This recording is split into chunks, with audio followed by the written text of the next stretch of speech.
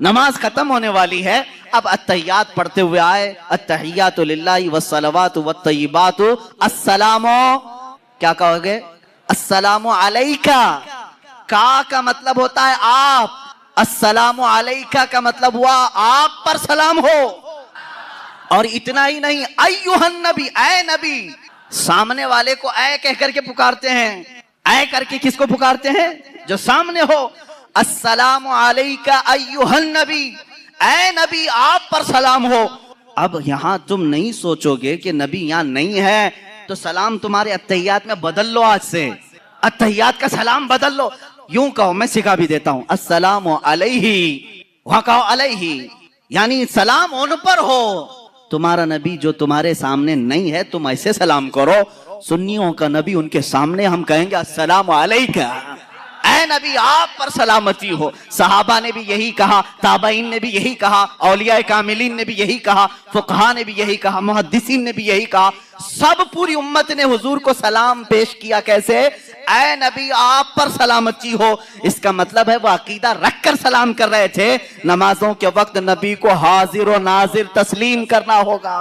اور تم نہیں مانو گے تو نماز تمہاری انکمپلیٹ ہے۔ ہم اللہ کے نبی صلی اللہ تعالیٰ علیہ وسلم کے متعلق یہ عقیدہ رکھتے ہیں کہ وہ حاضر ہیں، ناظر ہیں۔ ارے عزیزو، قصور اپنی نگاہوں کا ہے ورنہ عاشقوں دیکھو، قصور اپنی نگاہوں کا ہے ورنہ عاشقوں دیکھو، سر محفل ہی اکثر میرے سرکار آتے ہیں۔ اکثر محفلوں کی وہ رونق ہے، سر محفل ہی اکثر میرے سرکار آتے ہیں۔ صحابہ اکرام رضوان اللہ تعالیٰ علیہ مجمعین نے اللہ کے نبی صلی اللہ تعالیٰ علیہ وسلم کو بنفس نفیس اپنی جماعتوں میں محسوس کیا ہے، ان کے بعد تابعین نے محسوس کیا ہے، اور جن لوگوں نے حضور پاک صلی اللہ تعالیٰ علیہ وسلم کو دیکھا ہے تو اگر وہ حاضر و ناظر نہ ہو، حاضر نہیں ہو سکتے تو کوئی دوسرا دیکھ کیسے سکتا ہے؟ حاضر نہ ہو تو کوئی کیسا دیکھ سکتا ہے؟ عزیزان گرامی، جو عقیدہ یہ پھیلایا گیا تھا، اب اس کا پوسٹ مارٹم بھی دیکھ لیں آپ، کس نے یہ شروع کیا تھا کہ رسول مر کر مٹی میں مل گئے، معاذ اللہ رب العالمین، وہ نہ تمہیں دیکھ سکتے ہیں، نہ تم انہیں مانگ سکتے ہو، پوچھ سکتے ہو۔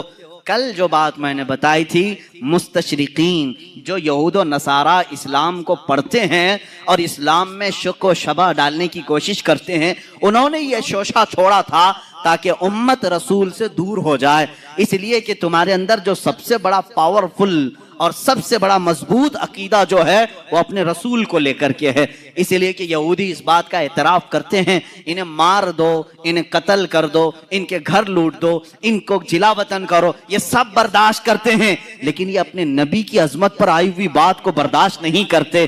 آج بھی دنیا اس بات کو مان رہی ہے، ان کے اندر اگر کوئی چنگاری باقی ہے جو انہیں جمع کرتی ہے تو وہ رشتہ رسول ہے، محبت رسول ہے، عظمت مصطفیٰ ہے، اور یہی چیز ختم کرنے کے لیے وہ ایڑی چوٹی کا زور لگائے ہیں۔ لیکن ظالموں، یاد رکھنا، تم اپنے منہ کے پھونکوں سے اللہ کے نور کو بجھا نہیں سکو گے۔ اللہ اپنے چراغ کو صبح قیامت تک روشن و شاندار رکھے گا۔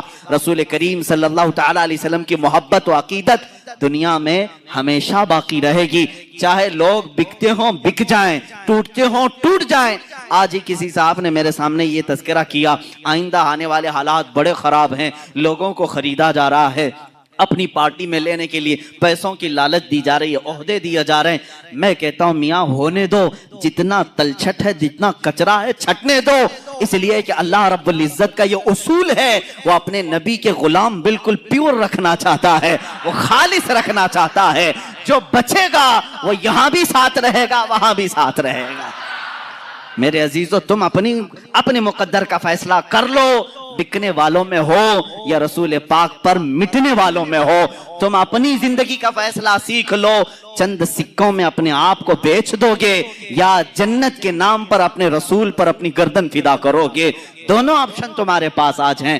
آج دنیا اس طرح کے عقیدے لا کر ہمارے درمیان جو ڈال رہی ہے، واحد مقصد ہے کہ رسول کی عظمت ان کے سینوں سے نکل جائے، یہ رسول کو ہلکا سمجھ لیں۔ جیسے لوگوں نے کہا، یہ باتیں کس نے کہا تھا؟ قرآن کہتا ہے نبیوں کے بارے میں پہلے کی امتیں کیا کہتی تھی؟ وَقَالُوا مَا لِهَذَا الرَّسُولِ يَأْكُلُ الطَّعَامَ وَيَمْشِي فِي الْأَسْوَاقِ، یہ رسول کیسے، یہ کھانا کھاتے ہیں ہماری طرح، بازاروں میں پھرتے ہیں ہماری طرح، عام بشر ہیں۔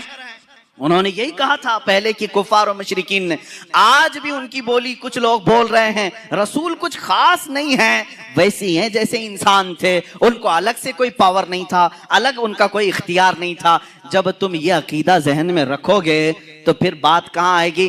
رسول کو اگر بول رہا ہے کیا فرق پڑتا ہے، مجھے بھی بولتا ہے ان کو بھی بولتا ہے، یہ تمہاری ذہن کی سوچ بن جائے گی. میرے عزیزو، عقیدہ آج تک تو ہمارا یہ ہے، ہمیں بولتا ہے بول لے، رسول کے بارے میں ہرگز نہ بولنا، اس لیے کہ ہم برداشت کرتے ہیں ہمارے پورے خاندان کو، لیکن رسول پاک کی عظمت کے خلاف ایک جملہ بھی برداشت نہیں کرتے. ہماری جو طاقت ہے جس طرح سے ہو ہم اس کا دفاع کرتے ہیں.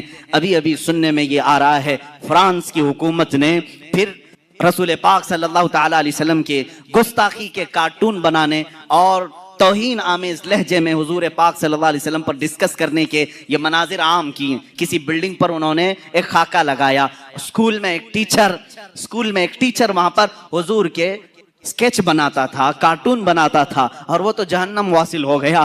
ایک بچہ ہی اس کو قتل کر دیا، مار دیا، ختم ہو گیا. اور گستاخ رسول کی یہی سزا ہے دنیا میں بھی اور آخرت میں بھی. دنیا میں تو تم نے پا لیا، یہ تو صرف اللہ نے اسی لیے دنیا میں کسی کو اس طرح کی سزا دلوا دی تاکہ ہم جیسے عاشقان رسول کا کلیجہ ٹھنڈا ہو جائے. باقی اس کی جو سزا ہے وہ تو ہم جی بھر کر کے آخرت میں دیکھیں گے، جی بھر کر دیکھیں گے گستاخ رسول کی جو سزا ہے. عزیزان گرامی وقار، میں تمہارے ایمان و عقیدے کے متعلق یہ کہنا چاہوں گا، آج پھر سے امت پر وہی حال آیا ہے جو چند صدیوں پہلے اسپین پر دہرایا گیا تھا. حضور پاک صلی اللہ تعالیٰ علیہ وسلم کی عظمت سے چھیڑ چھاڑ، اسلام اور مسلمانوں کے متعلق ہرزہ سرائی کرنا، قرآن کو لے کر ڈیبیٹ کرنا، یہ کیا آج عام نہیں ہو رہا ہے؟ ہمارا مذہب کھلواڑ بنایا جا رہا ہے. میرے عزیزو، آج میں بڑے جو اپنے قائدین ہیں، جو سرکردہ لوگ ہیں، جو اپنے دانشور کہلاتے ہیں، ان سے بھی میں مؤدبانہ گزارش کروں گا ان معاملات کو ہلکے میں نہ لو، ان معاملات کو ہلکے میں نہ لو.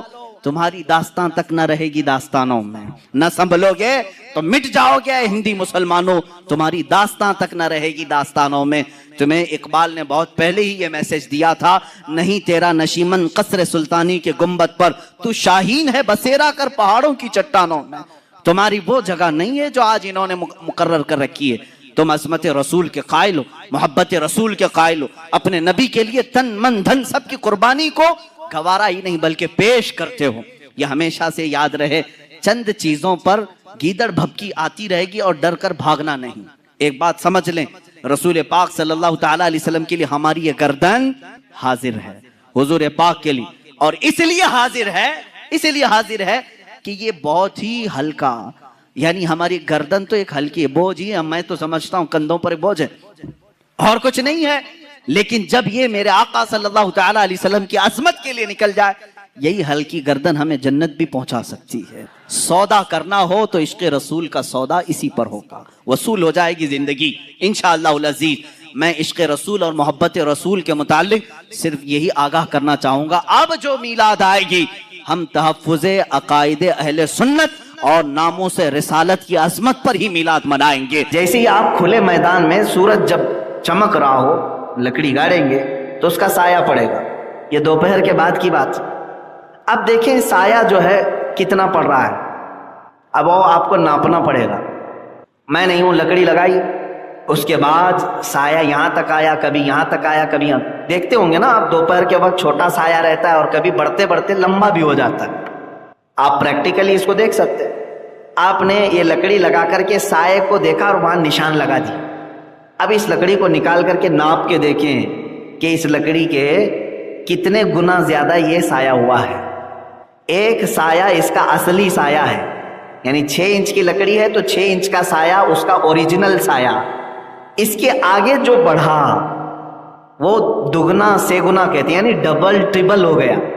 تو اب اس کے اصلی سائے کو چھوڑ کر کے 2 سائے اور بن گئے، یعنی 6 انچ کی لکڑی کا سایہ 18 انچ کا بن گیا. بات سمجھ میں آ گئی نا؟ 6 انچ کی لکڑی کا سایہ 3 ہو گیا نا، 6 اور اس کے بعد 6 12 اور اس کے بعد 6. اب جہاں یہ 18 انچ کی کا سایہ ہو گیا ہے تو سمجھ لیں کہ یہ عصر کا وقت شروع ہو چکا ہے، ظہر ختم ہو گیا. یہ امام اعظم ابو حنیفہ کے نزدیک، یہ امام اعظم ابو حنیفہ، یہ فقہ ہے۔ میں یہ اگزامپل کیوں دے رہا ہوں آپ کو سمجھاتا ہوں۔ امام شافعی رحمۃ اللہ تعالی علیہ کے نزدیک انہوں نے مسئلہ اخذ کیا کہ سایہ اس لکڑی کا صرف ڈبل ہو جائے، صرف ڈبل ہو جائے، یعنی ایک کو چھوڑ کر کے دوسرا بھی آ گیا، جس کا مطلب کتنا ہوا؟ 12 انچ ہو گیا۔ 6 انچ کی اس لکڑی کا سایہ کتنا ہو گیا؟ 12 انچ ہو گیا۔ تو وہ کہتے ہیں کہ نہیں، یہاں ظہر ختم ہو گئی، اثر شروع ہو گئی۔ اسی لیے آپ دیکھتے ہوں گے کہ شافعی لوگوں کی اثر جلدی شروع ہوتی ہے، جلدی شروع، کیونکہ یہ جو اختلافی وقت ہے، اب اس کو ٹائم ٹیبل میں لے کر کے آپ جائیں گے۔ فار ایگزامپل شروع تو ہوا تھا 1 بجے ٹائم، فار ایگزامپل ظہر کا، اب ختم کے متعلق شروع ہونے میں کسی کا اختلاف نہیں، کتنے بجے شروع ہو رہا ہے؟ سورج ڈھل جانے کے بعد وقت شروع ہو جاتا ہے، زوال کے بعد۔ اب ختم کہاں ہو رہا ہے، اس پر 2 اماموں کا اختلاف، اور وہ بھی ایک ہی حدیث ہے، حضور اکرم صلی اللہ تعالی علیہ وسلم کی حدیث سے ثابت ہے۔ حضور صلی اللہ تعالی علیہ وسلم کی 2 حدیثیں ملتی کہ جبرائیل امین آئے، جبرائیل امین علیہ السلام آئے ایک دن، 5 وقت کی نمازیں انہوں نے حضور صلی اللہ تعالی علیہ وسلم کے ساتھ پڑھی اول وقت میں۔ اول وقت کا مطلب جب نماز کا وقت شروع ہو رہا ہے۔ دوسرے دن وہ آئے حضور صلی اللہ علیہ وسلم کے ساتھ 5 وقت کی نمازیں پڑھے، ہر نماز کے لاسٹ ٹائم پر۔ تو یہ بتانا تھا کہ ہر نماز کا ٹائم کب سے شروع ہو کر کب ختم ہوتا ہے۔ یہ 2 حدیثیں۔ تو اس حدیث میں جو ظہر کا لاسٹ ٹائم بتایا گیا ہے، ظہر کا لاسٹ ٹائم بتایا گیا ہے، اس میں ورڈ یہ آیا ہے کہ ہر چیز کا سایہ ڈبل ہو جائے، 2 گنا ہو جائے، ہر چیز کا سایہ 2 گنا بڑھ جائے۔ تو یہ ایک ہی لفظ آیا حدیث میں۔ تو امام شافعی نے کہا لکڑی کا ڈائریکٹ 2 ہو جائے، امام اعظم ابو حنیفہ نے کہا نہیں، لکڑی کا اوریجنل سایہ چھوڑ کے ڈبل ہو جائے۔ یہ اسکولز آف تھاٹ، سمجھنے کا انداز الگ الگ۔ اب اس میں فرق کیا پڑا؟ میں نے لکڑی گاڑ کر کے دیکھا 4 بجے، یعنی 3:30 بجے، آج کے دن کے حساب سے 3:30 بجے 12 انچ ہو جا رہا ہے۔ تو اس کا مطلب امام شافعی کے نزدیک اثر شروع ہو گئی کتنے بجے؟ 3:30 بجے، یعنی ظہر ختم ہو گئی۔ لیکن 4 بجے تک 18 انچ کا ہو رہا ہے۔ ایک ایگزامپل، 4:15 بجے کے بعد 18 انچ، تو 4:15 بجے، پونا گھنٹہ اور گزارنے کے بعد امام اعظم کے ہاں اثر شروع ہوئی۔ اب مجھے بتاؤ، یہ 3:30 سے لے کر 4:15 کا جو ٹائم ہے، یہ اختلافی ٹائم ہو گیا۔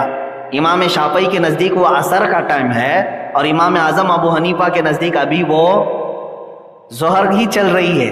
بات سمجھ میں آ رہی؟ اب اگر کوئی بندہ یہ کہے میں دونوں اماموں کو فالو کرتا ہوں، میں دونوں اماموں کو فالو کرتا ہوں، تو وہ کیا کرے گا معلوم ہے؟